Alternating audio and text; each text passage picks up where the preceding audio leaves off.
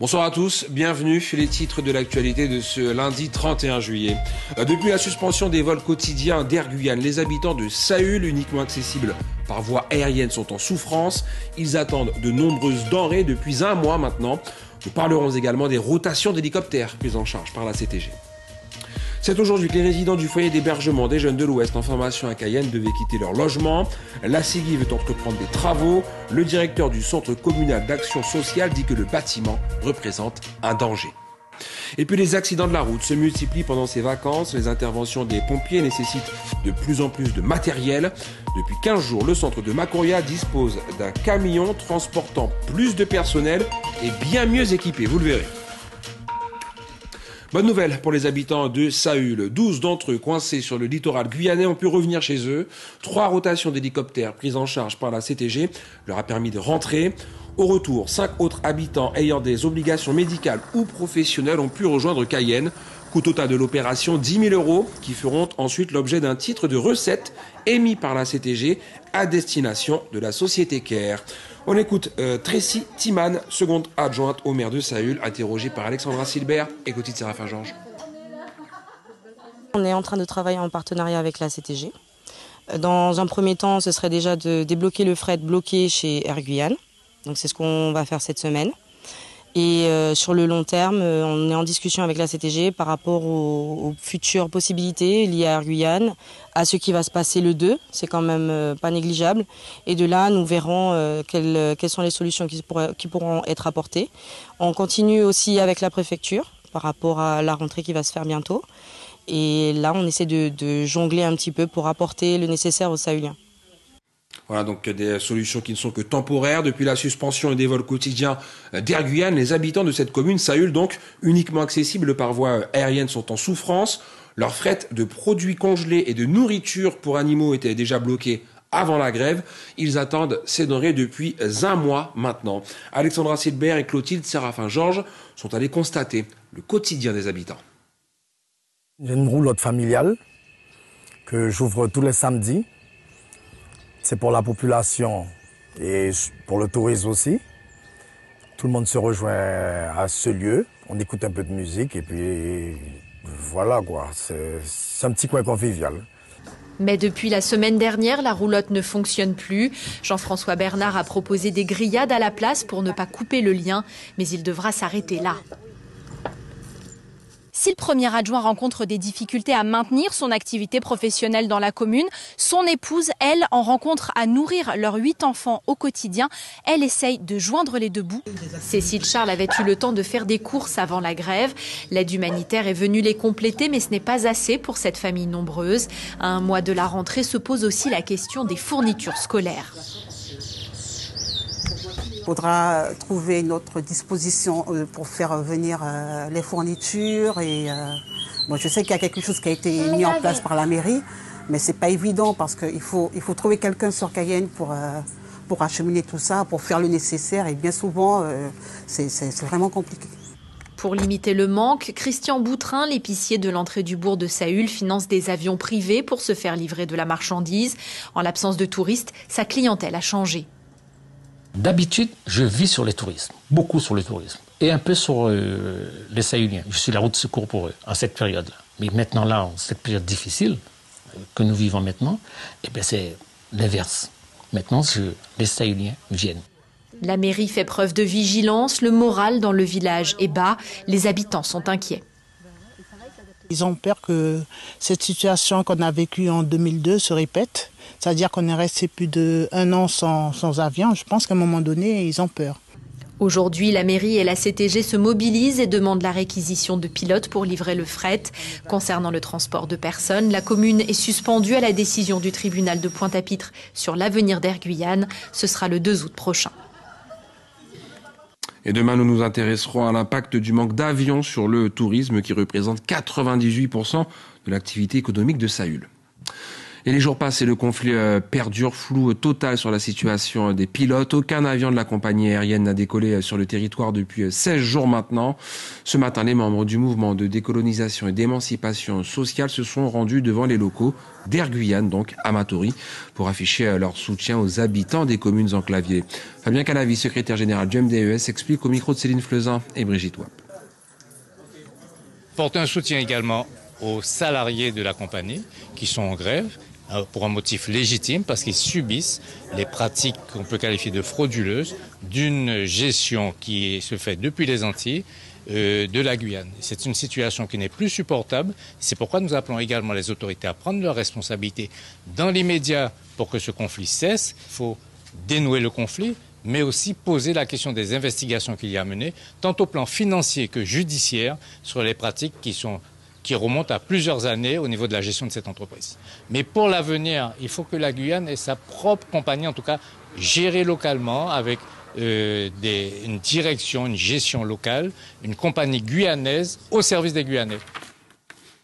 Et puis notez donc une troisième réunion de négociation a eu lieu ce matin entre les grévistes et la direction. Aucun accord n'a été trouvé. Les deux parties ont pris rendez-vous demain. Puis vous l'avez entendu dans le reportage d'Alexandra Silbert, le 2 août prochain, la société Caire, gestionnaire d'Air Guyane, se présentera au tribunal de commerce de Pointe-à-Pitre après la cessation de paiement. C'est aujourd'hui que les 16 jeunes du FEJOC, le foyer d'hébergement des jeunes de l'Ouest en formation à Cayenne, devaient quitter leur logement. Ce matin, personne n'est venu les déloger. La CIGI, propriétaire des lieux, veut entreprendre des travaux. Le directeur du centre communal d'action sociale venu s'entretenir avec eux dit que le bâtiment représente un danger. Vanessa Hitchen, Herbel Parnasse. Face à face musclé entre les jeunes du FEJOC et le directeur du CCAS. Les jeunes de la structure lui refusent l'accès. Non, monsieur, nous ne voulons pas le recevoir. Il était là depuis le début, il savait ce qui se passait. Et maintenant, le 31, à la dernière jour, il veut venir. Il veut venir, on ne le laisse pas passer, c'est tous, on reste ferme sur notre décision. Vous ne passez pas, vous restez dehors. Il était au courant que le FEJOC allait fermer le 31 et c'est maintenant qu'il vient faire tout un tas de discours et il ose venir avec des documents qui datent de 2012. C'est pas normal, ça veut dire qu'il a mal étudié le sujet. On ne va pas partir, on va rester ferme sur notre décision. Tant qu'il n'y aura pas de preuves, tant qu'il n'y aura pas de vraie solution de relogement, on ne va pas partir. Parce que tout ce qu'il a dit n'est pas écrit. Il faut savoir que tout ce qu'il a dit là n'est pas encore écrit. Et il n'y a rien qui prouve que le bâtiment est vétus.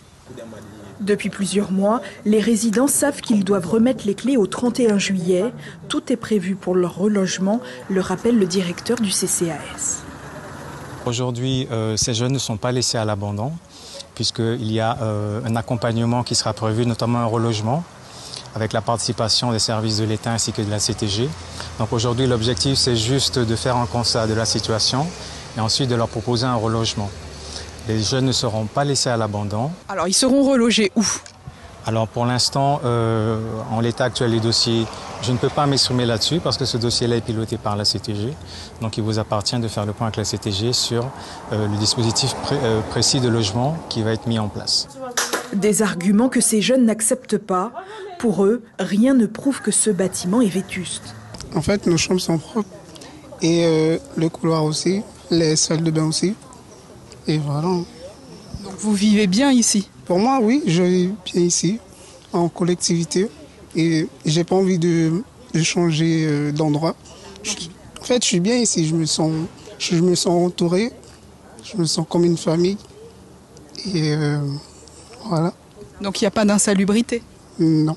Et surtout, des moyens que demain, si on leur donne un appartement, qu'ils n'auront pas. Aujourd'hui, on a des personnes qui, s'ils ont besoin de photocopies, vont leur faire. Si ils ont besoin d'être accompagnés dans telle ou telle institution, ou bien dans leur travail, ça va être fait. Il y a une salle avec des ordinateurs, il y a un espace télé. Demain, vous les mettez dans un logement. Est-ce que vous allez leur proposer, et c'est la question qu'on pose dans notre courrier de ce matin, est-ce que vous allez leur proposer les mêmes avantages ? Aujourd'hui, la CIGI, propriétaire des lieux, annonce une réhabilitation d'ampleur, d'au moins 2 ans et demi, et ajoute « Nous ne savons pas si demain, nous aurons à y héberger des jeunes ». Une incohérence, car la CTG affirmait dans un communiqué que l'affectation du bien sera pour une activité d'accueil des jeunes. Les jeunes du FEJOC seront reçus demain à la CTG à 16h. Parlons maintenant du prix des carburants à compter de demain, 1er août. L'augmentation du carburant et du gaz est légère, mais elle est là quand même. Le samplon passe à 1,90 € plus 0,01 €. Le gazoil passe à 1,69 € plus 0,03 €. Et enfin, la bouteille de gaz coûtera 20,23 €, 59 centimes d'augmentation. Après le carburant, le covoiturage qui passe à la vitesse supérieure en Guadeloupe. Selon les derniers chiffres de la préfecture, les déplacements ont été multipliés par près de 5 pour atteindre les 1135 trajets covoiturés entre janvier et avril de cette année.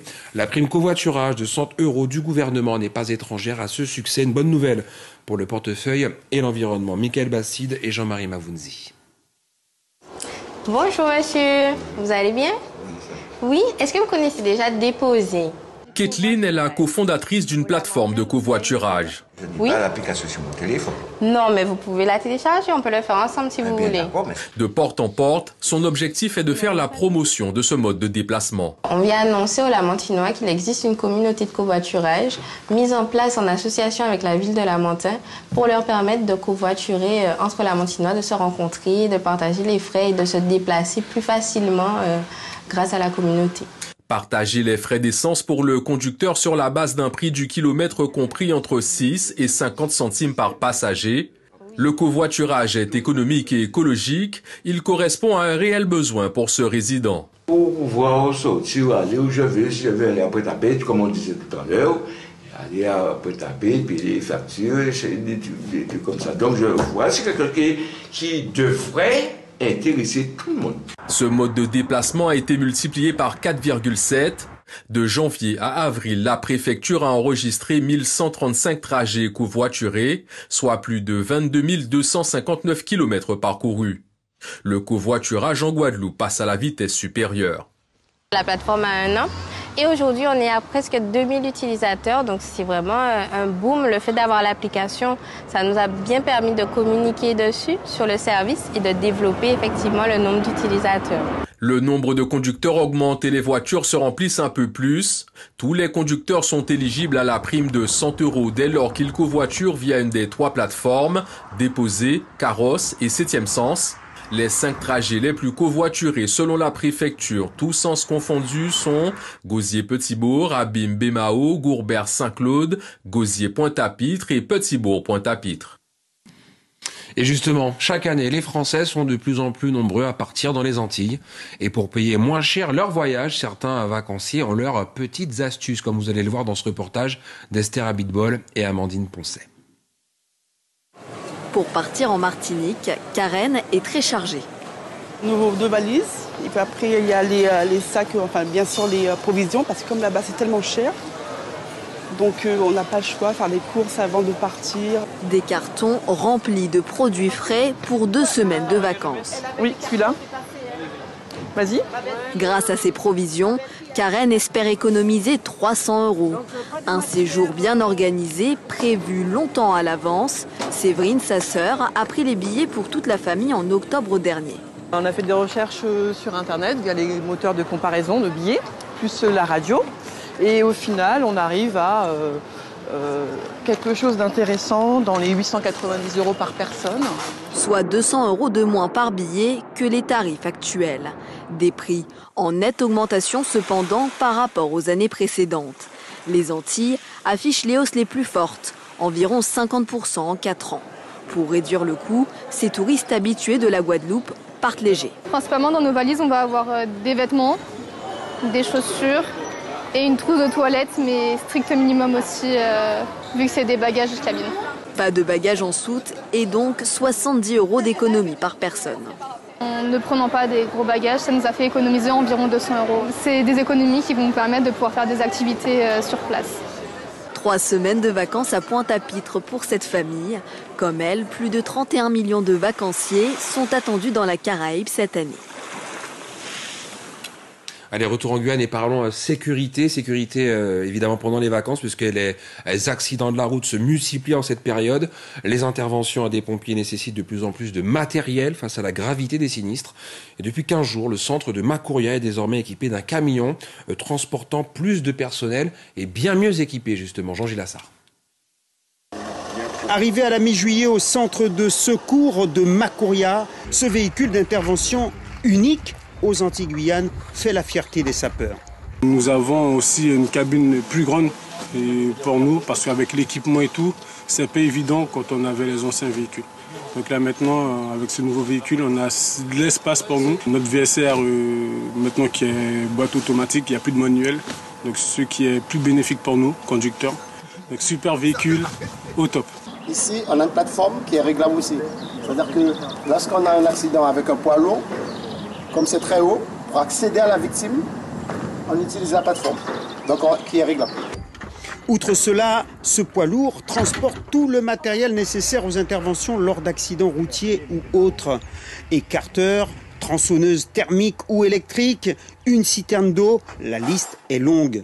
Avec sa cabine de 6 places, le VSR S, pour véhicule de secours routier super, permet de former 2 équipes d'intervention travaillant simultanément.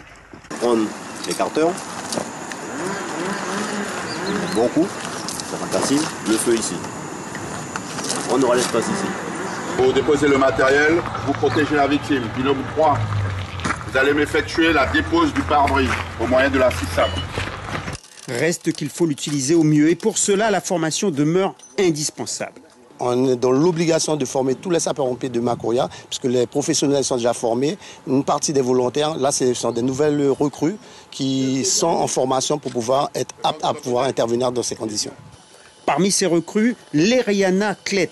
Elle a débuté il y a 4 ans un cursus de jeune sapeur. Aujourd'hui, elle est devenue pompier volontaire. Jeune sapeur-pompier, c'était le petit et tout, mais là, c'est les grands. Et faire tout ce qu'on a vu pendant nos 4 années, avec un complément, parce que le VSR, on ne l'utilise pas, le SR, on ne l'utilise pas pendant les jeunes sapeurs-pompiers, c'est plus le secourisme et l'incendie. Et là, faire le SR, franchement, c'est ça change de tout ça. Si vous circulez sur le territoire de Macoria, vous risquez de croiser ce camion. La portion de la RN1 traversant la commune est la plus accidentogène de Guyane. Depuis le début de l'année, on a dénombré 50 interventions. Parlons de la pleine lune de ce mardi 1er août avant de nous quitter, qui correspond à ce qu'on appelle une superlune, un phénomène suivi par les amoureux de l'astronomie. En effet, demain, nous verrons dans le ciel la 2e superlune de l'année. Il n'y en aura que 4 en 2023, 14% plus grande et 30% plus brillante qu'une pleine lune classique. Ça vaut le coup d'œil. Pour tout comprendre de ce phénomène, rendez-vous sur notre site internet Guyane la Première avec Catherine Lama. C'est la fin de ce journal. Merci de votre attention. Retour de l'actualité demain en radio avec l'équipe des matinales. Et quant à nous, rendez-vous 19h. Très belle soirée sur la Première.